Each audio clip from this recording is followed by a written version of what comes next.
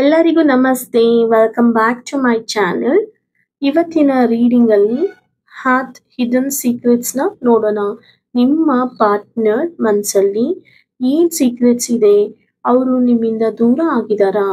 ದೂರ ಆಗಿರೋದಕ್ಕೆ ನಿಜವಾದ ಕಾರಣ ಏನಾಗಿದೆ?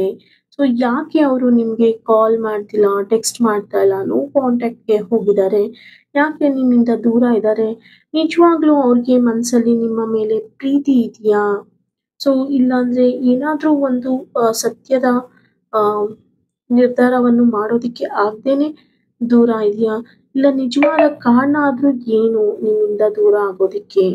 ಸೊ ಅವರ ಜೀವನದಲ್ಲಿ ಯಾರಾದ್ರೂ ಅವ್ರಿಗೆ ನಿಮ್ಮಿಂದ ದೂರ ಆಗ್ಬೇಕು ಅಂತ ಏನಾದ್ರೂ ಫೋರ್ಸ್ ಮಾಡಿದಾರಾ? ಪ್ರಭಾವ ಬೀರಿದಾರಾ? ಏನಾದ್ರೂ ಇನ್ಫ್ಲೂಯೆನ್ಸ್ ಮಾಡಿದಾರಾ? ಸೊ ಇಲ್ಲ ಅಂದ್ರೆ ಯಾವ್ದಾದ್ರೂ ಹಳೆ ವಿಚಾರಕ್ಕೆ ಅವರು ಮನ್ಸು ಮುಡ್ಕೊಂಡು ಹೋಗಿದಾರಾ ಅಂತ ನಾವು ಇಲ್ಲಿ ನೋಡೋಣ ರೀಡಿಂಗ್ಸ್ ಅಲ್ಲಿ. ಸೊ ಇದು ಒಂದು ಲೈಕ್ ಹಿಡನ್ ಸೀಕ್ರೆಟ್ಸ್ ಆಗಿರುತ್ತೆ. ಸೊ ಯಾವುದೇ ತರ ಲೈಕ್ ನಾರ್ಮಲ್ ಆಗಿ ಟ್ಯಾರೋ ಡೆಕ್ಸ್ ರೀಡಿಂಗ್ಸ್ ಆಗಿರೋದಿಲ್ಲ. ಅವರ ಮನಸ್ಸಲ್ಲಿ ಯಾವ ವಿಚಾರ ಇದೆ, ಯಾಕೆ ಏನ್ ಹೇಳ್ತಾ ಇದ್ದಾರೆ ಅವರು, ಸೊ ಏನು ನೋವನ್ನ ಅನುಭವಿಸ್ತಾ ಇದ್ದಾರೆ ಅಂತ ನಾವು ಇಲ್ಲಿ ತಿಳ್ಕೊಳ್ಳೋಣ. ನಾನು ಕಾರ್ಡ್ಸ್ನ ಸ್ಪ್ರೆಡ್ ಮಾಡೋಕ್ಕೆ ಸ್ಟಾರ್ಟ್ ಮಾಡಿದ್ದೀನಿ.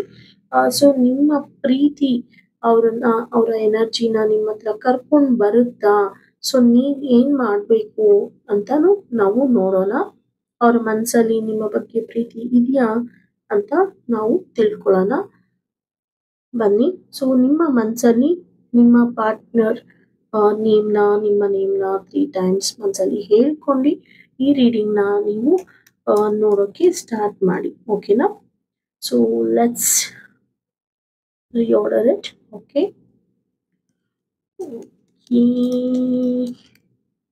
ಬ್ಲಫ್ ಅಂತ ಬರ್ತಾ ಇದೆ. ಸೊ ಅವರು ನಿಮ್ಮ ಮುಂದೆ ಒಂದು ಪ್ರಿಟೆಂಡ್ ಮಾಡ್ತಾ ಇದ್ದಾರೆ. ಸೊ ಒಂದು ಮಾಸ್ಕ್ ಅನ್ನ ಹಾಕೊಂಡಿದ್ದಾರೆ. ಅವ್ರ ಮನಸ್ಸಲ್ಲಿ ಬೇರೆ ಭಾವನೆಗಳೇ ಇದೆ, ಬೇರೆ ವಿಚಾರಗಳು ಇದೆ. ಸೊ ನಿಮ್ಮ ಮುಂದೆ ಬೇಕಾದ್ರೆ ಒಂಥರ ದ್ವೇಷಿಸೋ ತರ ಮಾತಾಡ್ತಾ ಇರ್ಬೋದು, ಇಲ್ಲಾಂದ್ರೆ ನಿಮ್ಮ ಮುಂದೆ ಏನಾದ್ರೂ ಹೈಡ್ ಮಾಡಿರೋ ತರ ಮಾತಾಡ್ತಾ ಇರ್ಬೋದು. ಬಟ್ ಅವರು ಮಾಸ್ಕ್ ಅನ್ನು ಹಾಕಿದ್ದಾರೆ. ಒಂದು ಮುಖವಾಡದ ಬದುಕಿನ ಜೀವನವನ್ನು ಅನುಭವಿಸ್ತಾ ಇದ್ದಾರೆ ರೈಟ್ ನಾವ್ ಅಂತ ಇಲ್ಲಿ ಬರ್ತಾ ಇದೆ. ಒಂದು ಬೇಜಾರಿನಲ್ಲಿ ಕುತ್ಕೊಂಡ್ಬಿಟ್ಟಿದ್ದಾರೆ ಅವರು ತುಂಬಾನೇ. ಸೊ ಹೇಗೆ ಅಂದ್ರೆ ಆಳವಿಲ್ಲದ ನೀರಿರ್ಬೋದು ಅಂತ ಒಂದು ವಿಚಾರ ಆಗಿದೆ. ಅವರು ಎಲ್ಲಿ ಹೋದ್ರು ಖಾಲಿ ಖಾಲಿ, ಏನ್ ಮಾಡ್ಬೇಕು ಅನ್ನೋದೇ ಅವ್ರಿಗೆ ಗೊತ್ತಾಗ್ತಾ ಇಲ್ಲ. ತುಂಬಾನೇ ಮನಸ್ಥಿತಿ ಎಷ್ಟು ಕೆಟ್ಟದಾಗಿ ಆಗ್ತಾ ಇದೆ ಅಂತಂದ್ರೆ ಅವ್ರಿಗೆ ಯಾರ ಹತ್ರ ಹೇಳ್ಕೋಬೇಕು, ನನ್ಗೆ ಏನ್ ಆಗ್ತಾ ಇದೆ ಅನ್ನೋದೇ ಅವ್ರಿಗೆ ಅರ್ಥ ಆಗ್ತಾ ಇಲ್ಲ. ಎಲ್ಲವೂ ಒಂಥರ ಏನು ಏನು ಸರಿನೇ ಇಲ್ಲ ಅನ್ನೋ ತರ ಭಾವನೆಗೆ ಬಂದಿದ್ದಾರೆ ಅವರು. ಅದ್ರ ಜೊತೆಗೆ ತುಂಬಾನೇ ಕನ್ಫ್ಯೂಷನ್ಸ್ ಆಗಿದ್ದಾರೆ. ತುಂಬಾ ಅಂದ್ರೆ ಅತಿಯಾದ ಕನ್ಫ್ಯೂಷನ್ಸ್ ಮಾಡ್ಕೊಂಡಿದ್ದಾರೆ. ಯಾವ ಕಾರಣಕ್ಕೆ ಅವರು ಕನ್ಫ್ಯೂಷನ್ ಮಾಡ್ಕೊಂಡಿದ್ದಾರೆ ಅನ್ನೋದೇ ಗೊತ್ತಾಗ್ತಿಲ್ಲ. ಅಟ್ಲೀಸ್ಟ್ ಕನ್ಫ್ಯೂಷನ್ಸ್ ಮಾಡ್ಕೊಂಡ್ರೆ ಯಾರಾದ್ರೂ ಗೊತ್ತಿರೋರ ಹತ್ರ ಹೋಗಿ ಮಾತಾಡಿ ಸಾರ್ಟ್ ಮಾಡ್ಕೋಬಹುದು. ಇಲ್ಲ ನಿಮ್ಮ ಹತ್ರ ಬಂದು ನನ್ಗೆ ಈ ತರ ಆಗ್ತಾ ಇದೆ ಅಂತ ಕನ್ಫ್ಯೂಸ್ ಮಾಡ್ಕೊಂಡ್ರೆ ಅಟ್ಲೀಸ್ಟ್ ಅವ್ರಿಗೆ ಒಂದು ಏನಾದ್ರೂ ಒಂದು ಥಾಟ್ಸ್ ರನ್ ಆಗ್ಬೋದು. ಬೇರೆ ತರ ನಾನು ಯೋಚನೆ ಮಾಡ್ಬೇಕು ಅಂತ ಅದನ್ನು ಮಾಡ್ತಾ ಇಲ್ಲ. ಒಂದು ಅವರ ಸ್ವಂತದಲ್ಲೇನೆ ಅವ್ರಿಗೆ ಓನ್ ಥಿಂಕಿಂಗ್ ಅಲ್ಲೇ ಕನ್ಫ್ಯೂಷನ್ ಮಾಡ್ಕೊಂಡು ಕುತ್ಕೊಂಡಿದ್ದಾರೆ. ಯಾವುದು ಸರ್ಟೇನ್ ಆಗಿ ಇಲ್ಲ, ಎಲ್ಲ ಅನ್ಕ್ಲಿಯರ್ ಆಗಿದೆ ಅವ್ರಿಗೆ. ಯಾವ್ದನ್ನು ಅವರು ಶೋರ್ ಆಗಿಲ್ಲ, ಎಲ್ಲ ಅನ್ಶೋರ್ ತರ ಯೋಚನೆ ಮಾಡ್ತಾ ಇದ್ದಾರೆ. ತುಂಬಾನೇ ಅವರು ಯಾವ್ದೇ ನಿರ್ಧಾರಕ್ಕೂ ಬರ್ತಾ ಇಲ್ಲ, ಯಾವುದೇ ನಿರ್ಧಾರನೂ ಅವರು ತಗೊಳ್ತಾ ಇಲ್ಲ. ಸೊ ಅದ್ರ ಜೊತೆಗೆ ಅವರು ನಿಮ್ಮ ಪ್ರೀತಿಯಲ್ಲಿ ಅಟ್ಲೀಸ್ಟ್ ಬಿಟ್ಟು ಬೇರೆ ಮೂವ್ ಆನ್ ಆಗಿದಾರಾ ಅಂತ ನಾವು ನೋಡೋದಾದ್ರೆ ಅದನ್ನು ಇಲ್ಲ. ತುಂಬಾನೇ ನಿಮ್ಮ ಪ್ರೀತಿಯಲ್ಲಿ ಅಂಟ್ಕೊಂಡಿದ್ದಾರೆ ಅವರು. ನಿಮ್ಮ ಪ್ರೀತಿನ ಬಿಟ್ಟು ಅವರು ಹೋಗೋದಕ್ಕೂ ಇಷ್ಟಪಡ್ತಾ ಇಲ್ಲ. ಸೊ ನಿಮ್ಮ ಪ್ರೀತಿ ಬೇಕು ಅಂತ ಬಯಸ್ತಾ ಇದ್ದಾರೆ ಅವರು. ನಿಮ್ಮನ್ನ ಇಂಡೈರೆಕ್ಟ್ ಆಗಿ ನಿಮ್ಗೇನೆ ಹೇಳ್ದೆ ಇರೋಂಗೆ ಅವರು ನಿಮ್ಮನ್ನ ಅಬ್ಸರ್ವ್ ಮಾಡ್ತಾ ಇದ್ದಾರೆ. ಸೋಷಿಯಲ್ ಮೀಡಿಯಾಲಿ ಇರ್ಬೋದು, ಸ್ಪೈ ಮಾಡ್ತಾ ಇರ್ತಾರೆ. ಸೊ ಎಲ್ಲಾನು ನಿಮ್ಮನ್ನ ನೋಡ್ತಾ ಇರ್ತಾರೆ. ನಿಮ್ಮನ್ನ ಕಂಡ್ರೆ ಅಷ್ಟು ಒಬ್ಸೆಸ್ ಆಗಿದ್ದಾರೆ ಅವರು. ನೀವು ಬಿಟ್ರೆ ಇರೋದಿಲ್ಲ. ಆದ್ರೂ ಯಾಕೆ ನಿಮ್ಮಿಂದ ದೂರ ಇದ್ದಾರೆ? ನಿಮ್ಮಿಂದ ಯಾಕೆ ಈ ತರ ಮಾಡ್ಕೊಳ್ತಾ ಇದ್ದಾರೆ? ಯಾಕೆ ಅವ್ರಿಗೆ ಅವರೇ ನೋವು ಮಾಡ್ಕೊಳ್ತಾ ಇದ್ದಾರೆ ಅನ್ನೋದ್ರ ಬಗ್ಗೆ ನೀವು ಯೋಚನೆ ಮಾಡ್ಬೇಕಾಗುತ್ತೆ. ಸಾಧ್ಯ ಆದ್ರೆ ಅವ್ರ ಹತ್ರ ಒಂದು ಪ್ರೀತಿಯಿಂದ ಪಾಸಿಟಿವ್ ಆಗಿ ಮಾತಾಡಿ ನೋಡಿ, ರೀಚ್ ಮಾಡಿ ಯಾಕೆ ಈ ತರ ನಡ್ಕೊಳ್ತಾ ಇದ್ದೀರಾ, ಏನಾದ್ರೂ ಯಾರಾದ್ರೂ ಇನ್‌ಫ್ಲೂಯೆನ್ಸ್ ಮಾಡ್ತಾ ಇದ್ದಾರಾ? ಇಲ್ಲಾಂದ್ರೆ ನನ್ನಿಂದ ಏನಾದ್ರು ಚೇಂಜಸ್ ಆಗ್ಬೇಕಾ ಅಂತ ಕೇಳಿ ಮೇ ಬಿ ಅವ್ರಿಗೆ ಕನ್‌ಫ್ಯೂಷನ್ಸ್ ಕೂಡನು ದೂರ ಆಗ್ಬೋದು ಆ ಥರ ಮಾತಾಡಿದಾಗ. ಈ ಡಿಸ್ಟೆನ್ಸ್ ಅವ್ರು ಆಲ್ರೆಡಿ ಈ ಡಿಸ್ಟೆನ್ಸ್‌ನಲ್ಲಿ ತುಂಬಾ ನೋವನ್ನ ಅನುಭವಿಸ್ತಾ ಇದ್ದಾರೆ. ಆ ಡಿಸ್ಟೆನ್ಸಿಂದ ಅವ್ರಿಗೆ ಬೇಜಾರಿದೆ. ಈ ಸಪ್ರೇಷನ್ ಕೂಡ ಅವ್ರಿಗೆ ತಡ್ಕೊಳ್ಳೋದಿಕ್ಕೆ ಆಗ್ತಾ ಇಲ್ಲ. ಸಪ್ರೇಷನ್ ಇರ್ಬೋದು, ಈ ಏನು ಅವರು ಒಂದು ನಿಮ್ಮಿಂದ ಬಿಟ್ಟು ಮೆಂಟಲ್ ಸ್ಪೇಸ್‌ಗೋಸ್ಕರ ಹೋಗಿರ್ಬೋದು, ಇಲ್ಲ ಪರ್ಸನಲ್ ಸ್ಪೇಸ್ ಬೇಕು ಅಂತ ಹೋಗಿರ್ಬೋದು. ಈ ಒಂದು ಬ್ಲಾಕೇಜೇ ಆಗಿದೆ ಅವ್ರ ಮೈಂಡಲ್ಲಿ. ಒಂದು ಹೋಪ್‌ಲೆಸ್ ಆಗಿದ್ದಾರೆ. ಎಲ್ಲಾನೂನು ಸಿಂಕ್ ಮಾಡ್ಕೊಂಡು ಅಳ್ತಾರೆ, ಬರೀ ಕೊರಗ್ತಾರೆ. ಸೊ ಆದ್ರೆ ಯಾವುದೇ ತರ ನಿರ್ಧಾರಕ್ಕೆ ಬರ್ತಾ ಇಲ್ಲ. ಅವರಿಗೆ ಗೊತ್ತು ನಿಮ್ಮ ಜೊತೆ ಇದ್ರೆ ಮಾತ್ರ ಒಂದು ಲೈಫಲ್ಲಿ ಚೆನ್ನಾಗಿರ್ಬೋದು ಅಂತ. ಆದ್ರೂ ಕೂಡ ಅವರು ಯಾವುದೇ ಸ್ಟೆಪ್ ತಗೊಳ್ತಾ ಇಲ್ಲ. ಅವ್ರಿಗೆ ರೀಸನ್ನೇ ಇಲ್ಲ ಇಲ್ಲಿ. ಬಟ್ ಇಲ್ಲಿ ನಾವು ಜಾಸ್ತಿ ನೋಡೋದಾದ್ರೆ ಅವರು ಯಾವುದೋ ಒಂದು ಇನ್‌ಫ್ಲೂಯೆನ್ಸ್ ಆಗಿ ಒಂದು ಕನ್‌ಫ್ಯೂಷನ್ ಮೈಂಡ್‌ಸೆಟ್‌ಗೆ ಬಂದಿರೋದಂತೂ ನಿಜ. ಆದ್ರೆ ಅದನ್ನ ಬಿಟ್ಟು ನೋಡಿದಾಗ ಅವ್ರ ಮನಸ್ಸಲ್ಲಿ ನೀವು ಇನ್ನ ಇದ್ದೀರಾ. ಸೊ ಆ ಪ್ರೀತಿ ಇನ್ನ ಅಳಿಸೋಗಿಲ್ಲ. ನಿಮಗೋಸ್ಕರನೇ ಅವರು ಯೋಚನೆ ಮಾಡ್ತಾ ಇದ್ದಾರೆ. ಏನಕ್ಕಂದ್ರೆ ಇಲ್ಲಿ ನೋಡ್ತಾ ಇರ್ಬೋದು, ಅವರು ಅವಾಗವಾಗ ನಿಮ್ಮ ಜೊತೆ ನೆನೆಸ್ಕೊಳ್ತಾ ಇದ್ದಾರೆ. ನಿಮ್ಮ ಪ್ರೀತಿ ಬೇಕು ಅಂತ ಇದ್ದಾರೆ. ಸೊ ನಿಮ್ಮ ಜೊತೆ ಒಂದು ಲಾಂಗ್ ಟರ್ಮ್ ರಿಲೇಶನ್‌ಶಿಪ್‌ಗೋಸ್ಕರ ಆಸೆ ಪಡ್ತಾ ಇದ್ದಾರೆ. ಅದೇ ಅವರು ನೆನಪುಗಳ್ನ ಹಾಕ್ತಾ ಅವರು ನೆಮ್ಮದಿ ಇದೆ. ಆ ನೆನಪುಗಳ್ನ ನೆನೆಸ್ಕೊಂಡಾಗ ಒಂದು ಪಾಸಿಟಿವಿಟಿಯಲ್ಲಿ ಬರ್ತಾರೆ. ತುಂಬಾ ಒಬ್ಸೆಷನ್ ಆಗಿರ್ಬೋದು, ನಿಮ್ಮ ಜೊತೆ ಒಂದು ಅಡಿಕ್ಷನ್ ಆಗಿ ಜೀವನ ಕಳೀತಾ ಇದ್ರು. ನೀವಿಲ್ಲ ಅಂದ್ರೆ ಬದುಕೋದಿಕ್ಕೆ ಆಗಲ್ಲ ಅಂತ ಇದ್ರು.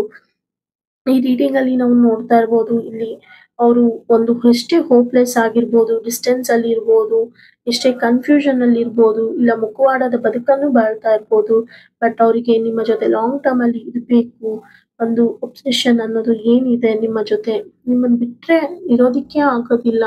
ಹಗಲು ರಾತ್ರಿ ಯಾವಾಗ್ಲೂ ನಿಮ್ ಜೊತೆ ಇರ್ಬೇಕು. ನೀವಂದ್ರೆ ನನ್ ಸಂತೋಷ, ನೀವಂದ್ರೆ ನೆಮ್ಮದಿ ಅಂತ ಹೇಳ್ತಾ ಇದ್ರು. ಆ ತರ ಇದ್ದೋರು ಇವಾಗ ದೂರ ಆಗಿದ್ದಾರೆ. ಆದ್ರೆ ಇವಾಗ ಕನ್ಫ್ಯೂಷನ್ ಇಂದಾನೆ ಅಂತ ನನಗೆ ಕ್ಲಿಯರ್ ಆಗಿ ಇಲ್ಲಿ ಕಾಣಿಸ್ತಾ ಇದೆ. ಸೊ ಒಂದು ಕ್ಲಾರಿಟಿಗೋಸ್ಕರ ಅವರು ವೇಟ್ ಮಾಡ್ತಾ ಇದ್ದಾರೆ. ಆ ಟ್ರೂತ್, ಇಂಟೆನ್ಷನ್, ಆನೆಸ್ಟಿ ಏನಿತ್ತೋ ಆ ಕ್ಲಾರಿಟಿನ ನೀವು ಕೊಟ್ಟಾಗ ಖಂಡಿತ ಅವರು ರಿಟರ್ನ್ ಆಗ್ತಾರೆ. ಸೊ ನಿಮ್ಮ ಪ್ರೀತಿನ ನೀವು ಗೆಲ್ಬೇಕು ಅಂತ ಅಂದ್ರೆ ನೀವು ಸ್ಟ್ರಾಂಗ್ ಆಗಿರ್ಬೇಕಾಗುತ್ತೆ. ಸ್ಟ್ರಾಂಗ್ ಆಗಿ ಇದ್ದಾಗ ಮಾತ್ರ ನೀವು ಅವ್ರಿಗೆ ಒಂದು ಕ್ಲಾರಿಟಿ ಕೊಟ್ಟು ಮತ್ತೆ ನಿಮ್ಮ ಜೀವನದಲ್ಲಿ ನೀವು ವಾಪಸ್ ಕರ್ಕೋಬಹುದು ಅವ್ರನ್ನ. ಮತ್ತೆ ನೀವಿಬ್ರು ಸಂತೋಷವಾಗಿ ಇರ್ತೀರಾ ಅಂತ ಇಲ್ಲಿ ಬರ್ತಾ ಇದೆ.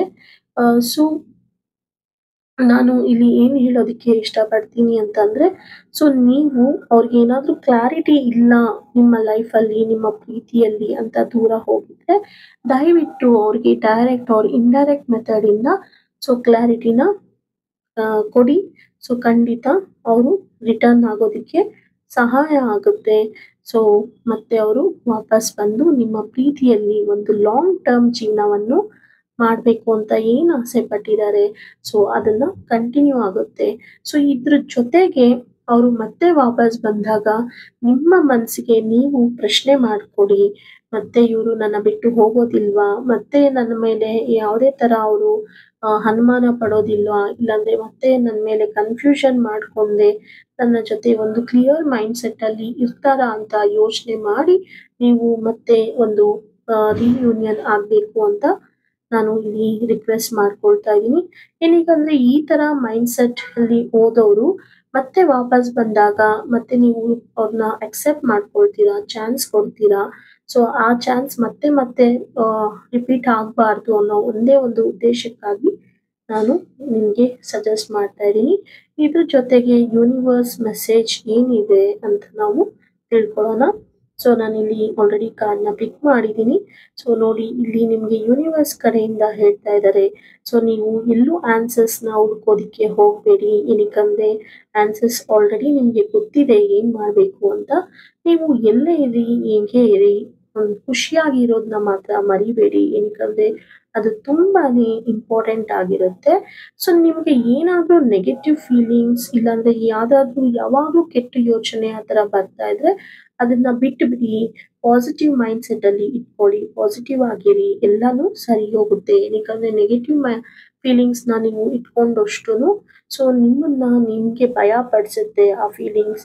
ಸೊ ನೀವು ಯಾವಾಗ ಪಾಸಿಟಿವ್ ಮೈಂಡ್‌ಸೆಟ್ ಅಲ್ಲಿ ಬರ್ತೀರಾ, ಸೊ ನಿಮ್ಗೆ ಎಲ್ಲಾನು ಒಳ್ಳೇದಾಗುತ್ತೆ ಅಂತ ಹೇಳ್ತಾ ಸೊ ನಾನು ಈ ವಿಡಿಯೋನ ಇಲ್ಲಿಗೆ ಎಂಡ್ ಮಾಡ್ತಾ ಇದ್ದೀನಿ. ಯಾರಿಗಾದ್ರೂ ಪರ್ಸನಲ್ ರೀಡಿಂಗ್ಸ್ ಅವಶ್ಯಕತೆ ಇದ್ರೆ ದಯವಿಟ್ಟು ನನ್ನ ವಾಟ್ಸಪ್ ಅಲ್ಲಿ ಕನೆಕ್ಟ್ ಆಗಿ ಸೊ ಮಾತಾಡೋಣ, ಡಿಸ್ಕಸ್ ಮಾಡೋಣ.